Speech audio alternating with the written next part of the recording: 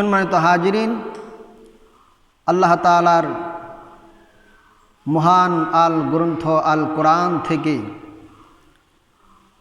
সুপরিচিত ছোরা কোরআনুল কারিমের 30 নম্বর পারা 95 নম্বর সূরা সূরাতুত তিনের 6 নম্বর আয়াতে কারিমা তেলাওয়াত করেছি।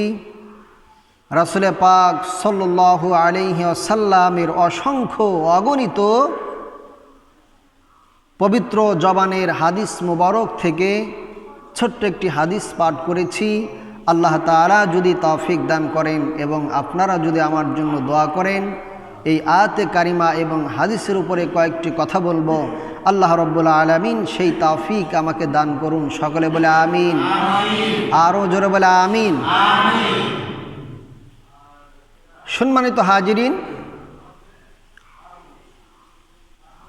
এই সূরার প্রথম দিকে আল্লাহ তাআলা মানুষ যে শ্রেষ্ঠ জাতি, মানুষকে যে আল্লাহ তাআলা আশরাফুল মাখলুকাত, শুধু তাই নয় সবচাইতে সুন্দর করে সৃষ্টি করেছেন তার বর্ণনা করেছেন।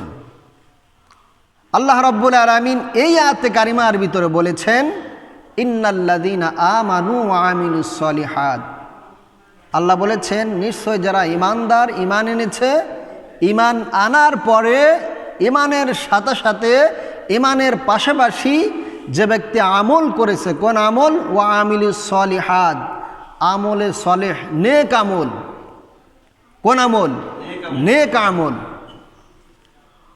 যখনই আল্লাহ তাআলা বলেছেন ওয়া আমিলুস সলিহাত, পৃথিবীতে যত ভালো কাজ আছে আল্লাহ তাআলা যেই সমস্ত বিধানকে হুকুম করেছেন সেই বিধান সহ যত ভালো কাজ আছে সমস্ত ভালো কাজকে আমলে সলেহ বলা হয়েছে। আর আল্লাহ বলেছেন যারা ঈমান এনেছে, ঈমান আনার পরে যারা আমলে সলেহ করেছেন, ফালাহুম আজরুন গায়রু মামনুন, আল্লাহ বলতেছেন তাদের জন্য রয়েছে এমন প্রতিদান, এমন আজর, এমন পুরস্কার, যেই পুরস্কারের কোনো সীমারেখা নাই। আল্লাহু আকবার বলেন।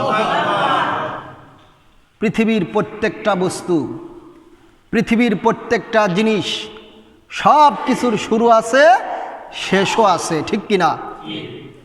কিন্তু আখিরাতের প্রত্যেকটার জিনিসের শুরু আছে, শেষ নাই। আবাদান আবাদা, সেখানে চিরকাল সে মানুষ যদি জান্নাতি হয় সেখানে চিরদিন আরামের মধ্যে বসবাস করবে।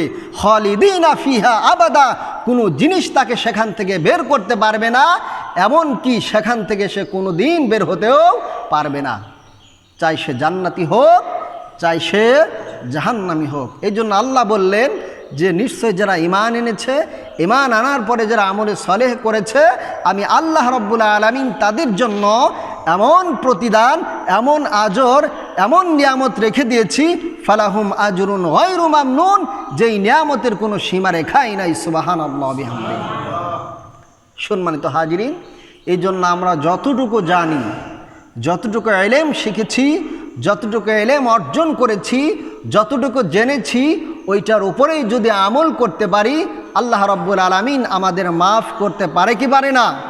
পারে কি পারে না? অবশ্যই পারে। আল্লাহ সেই আজর অনুযায়ী আমাদেরকে প্রতিদান দিয়ে থাকবেন।